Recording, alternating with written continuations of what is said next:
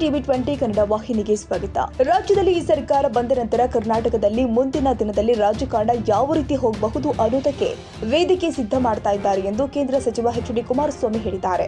ಹೊಳೆ ನರಸೀಪುರ ತಾಲೂಕಿನ ಮಾವಿನಕೆರೆ ಗ್ರಾಮದಲ್ಲಿ ಮನೆ ದೇವರಿಗೆ ಪೂಜೆ ಸಲ್ಲಿಸಿದ ನಂತರ ಮಾಜಿ ಸಚಿವ ಸಿ.ಟಿ. ರವಿ ಪ್ರಕರಣಕ್ಕೆ ಸಂಬಂಧಪಟ್ಟಂತೆ ಪ್ರತಿಕ್ರಿಯೆ ಕೊಟ್ಟ ಅವರು, ಏನೇನು ನಡೀತಾ ಇದೆ ಎಂದು ಗಮನಿಸಿದ್ದೇನೆ. ಒಂದು ದುರಾದೃಷ್ಟ ಅಂದ್ರೆ ಕರ್ನಾಟಕ ಪೊಲೀಸ್ ಇಲಾಖೆ ದೇಶದಲ್ಲಿ ವಿಶೇಷವಾದ ಗೌರವಯುತ ಸ್ಥಾನ ಇದೆ. ಕರ್ನಾಟಕ ಪೊಲೀಸ್ ದೇಶದಲ್ಲೇ ಉತ್ತಮ ಕೆಲಸ ಮಾಡುವ ಇಲಾಖೆ ಗೌರವ ಇತ್ತು. ಆ ಗೌರವವನ್ನ ಮಣ್ಣುಪಾಲು ಮಾಡುವ ನಿಟ್ಟಿನಲ್ಲಿ ಕೆಲಸ ಮಾಡ್ತಾ ಇದ್ದಾರೆ ಎಂದಿದ್ದಾರೆ.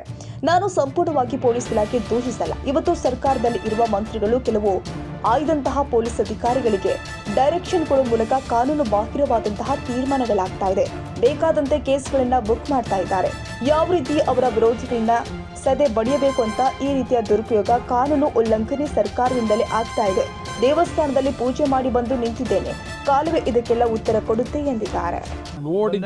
ನೋಡಿದ್ದೇನೆ ಏನೇನು ನಡೀತಾ ಇದೆ ಅಂತಕ್ಕಂಥದ್ದು ಗಮನಿಸಿದ್ದೇನೆ. ಈ ರಾಜ್ಯದಲ್ಲಿ ಈ ಸರ್ಕಾರ ಬಂದ ನಂತರ ಕರ್ನಾಟಕದಲ್ಲಿ ಒಂದು ರೀತಿಯ ಮುಂದಿನ ದಿನಗಳು ಯಾವ ರೀತಿಯಲ್ಲಿ ರಾಜಕಾರಣ ಹೋಗ್ಬೋದು ಅಂತಕ್ಕಂಥದ್ದಕ್ಕೆ ವೇದಿಕೆಯನ್ನು ಸಿದ್ಧ ಮಾಡ್ತಾ ಇದ್ದಾರೆ ಕಾಂಗ್ರೆಸ್ ಸರ್ಕಾರದಲ್ಲಿ. ಒಂದು ದುರಾದೃಷ್ಟ ಅಂದರೆ ಕರ್ನಾಟಕದ ಪೊಲೀಸ್ ಇಲಾಖೆಗೆ ದೇಶದಲ್ಲಿ ಒಂದು ವಿಶೇಷವಾದಂಥ ಗೌರವಯುತವಾದಂಥ ಸ್ಥಾನ ಇದೆ.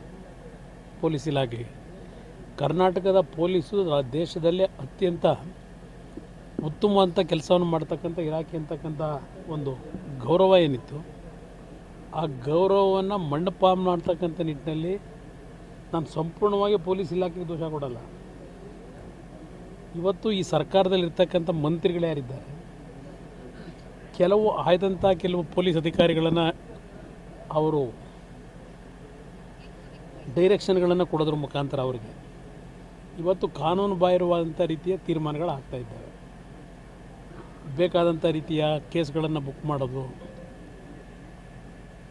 ಯಾವ ರೀತಿ ಇವತ್ತು ಅವರ ವಿರೋಧಿಗಳನ್ನು ಸದೆ ಬಡಿಬೇಕು ಅಂತ ಹೇಳಿ ಈ ರೀತಿಯ ದುರುಪಯೋಗ, ಈ ರೀತಿಯ ಕಾನೂನಿನ ಉಲ್ಲಂಘನೆ ಸರ್ಕಾರದಿಂದಲೇ ಆಗ್ತಾ ಇರತಕ್ಕಂಥದ್ದು ನಾವೆಲ್ಲ ಗಮನಿಸ್ತಾ ಇದ್ದೇವೆ. ಆದರೆ ಒಂದು ಇವತ್ತು ದೇವಸ್ಥಾನದಲ್ಲಿ ಪೂಜೆ ಮಾಡಿ ಏನು ಬಂದು ನಿಂತಿದ್ದೇನೆ, ಕಾಲುವೆ ಇದೆಲ್ಲದಕ್ಕೂ ಉತ್ತರ ಕೊಡುತ್ತೆ ಅನ್ನೋದು ನನ್ನ ಅಭಿಪ್ರಾಯ. ನನಗೆ ಇವತ್ತು ನಾನು ನೆನ್ನೆಯೂ ಸಹ ಪಾಪ ನನ್ನ ಸ್ನೇಹಿತರುಗಳು ಕೇಳಿದ್ರಿ ನೀವು, ಈ ವಿಧಾನಸಭೆಯ ಕೊನೆಯ ದಿನ ಕಲಾಪದಲ್ಲಿ ವಿಧಾನ ಪರಿಷತ್ನಲ್ಲಿ ನಡೆದಂಥ ಘಟನೆ ಬಗ್ಗೆ. ಇದು ಪ್ರಾರಂಭ ಆದಂಥದ್ದು ರಾಜ್ಯಸಭೆಯಲ್ಲಿ ಪ್ರಾರಂಭ ಆದಂಥದ್ದು. ರಾಜ್ಯಸಭೆಯಲ್ಲಿ ಕೇಂದ್ರದ ಗೃಹ ಸಚಿವರು ಅವರ ಒಂದು ಕಾನ್ಸ್ಟಿಟ್ಯೂಷನ್ನ ವಿಷಯದಲ್ಲಿ ಚರ್ಚೆ ಆಗಬೇಕಾದ್ರೆ ಕೆಲವು ವಿಷಯಗಳನ್ನೇನು ಪ್ರಸ್ತಾಪ ಮಾಡಿದ್ದಾರೆ, ಅದು ಅಲ್ಲಿಯ ಸದನಕ್ಕೆ ಸೇರಿರ್ತಕ್ಕಂಥ ವಿಷಯ. ಅದನ್ನು ಇಲ್ಲಿ ಸದನದಲ್ಲಿ ತೆಗೆದುಕೊಂಡಂಥ ವಿಷಯ ಏನಿದೆ, ಅಮಿತ್ ಶಾ ಅವರು ಸದನದ ಸದಸ್ಯರ ಇಲ್ಲಿ ಉತ್ತರ ಕರ್ನಾಟಕದ ಭಾಗದ ಹಲವಾರು ಸಮಸ್ಯೆಗಳ ಬಗ್ಗೆ ಚರ್ಚೆಗೆ ವಿಶೇಷವಾದ ಅವಕಾಶ ಕೊಡ್ತೀವಿ ಅಂತ ಹೇಳಿ ಡಂಗುರ ಹೊಡೆದ್ರು. ಬಾಣಂತಿಯರ ಸಾವು, ನೆನ್ನೆಯೂ ಸಹ ಒಂದು ಹೆಣ್ಣು ಮಗುಗೆ ಜನ್ಮ ಕೊಡಬೇಕಾದ್ರೆ ತೀರ್ಕೊಂಡಿದ್ದಾಳೆ. ಪ್ರತಿನಿತ್ಯ ನಡೀತಾ ಇದೆ.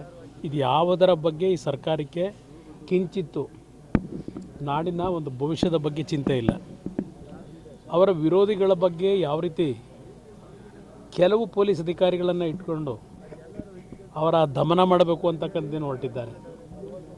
ಅವತ್ತು ರಾತ್ರಿಯ ಒಂದು ಘಟನೆ ಏನಿದೆ, ಸಿ.ಟಿ. ರವಿ ಅವ್ರದ್ದೇ ಹೇಳೋದಾದರೆ ರಾತ್ರಿ ಎಲ್ಲ ಸುತ್ತಿಸ್ಬೇಕಾಗಿತ್ತ, ಅವರೊಬ್ಬ ಜನಪ್ರತಿನಿಧಿ ಇದ್ರಲ್ವೇ, ಅರೆಸ್ಟೇ ಮಾಡೋದಾದರೂ ನೇರವಾಗಿ ಬೆಂಗಳೂರಿಗೆ ಕರ್ಕೊಂಬರ್ಬೋದಾಗಿತ್ತು ಜನಪ್ರತಿನಿಧಿ ಕೋರ್ಟ್ಗೆ. ರಾತ್ರಿ ಎಲ್ಲ ಸುತ್ತಿಸ್ಬೇಕಾದ ಅವಶ್ಯಕತೆ ಏನಿತ್ತು? ಯಾರು ಡೈರೆಕ್ಷನ್ ಕೊಟ್ಟವರು ಇದಕ್ಕೆ? ಕನ್ನಡಿಗರ ಮೆಚ್ಚಿನ ನಿಮ್ಮ ಟಿವಿ 20 ಕನ್ನಡ ವಾಹಿನಿ ಇದೀಗ ಟಿವಿಯಲ್ಲಿ ಲಭ್ಯ.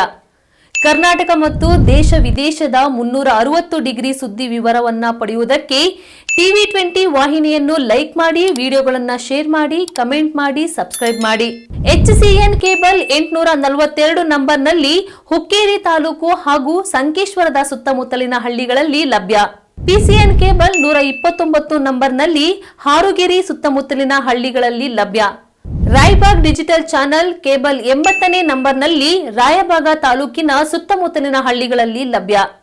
ಯುಡಿಸಿಎನ್ ಕೇಬಲ್ ನೆಟ್ವರ್ಕ್ ಉಗಾರ ಸುತ್ತಮುತ್ತಲಿನ ಹಳ್ಳಿಗಳಲ್ಲಿ ನಿಮ್ಮ ಟಿವಿ 20 ಕನ್ನಡ ವಾಹಿನಿಯೂ ಲಭ್ಯ.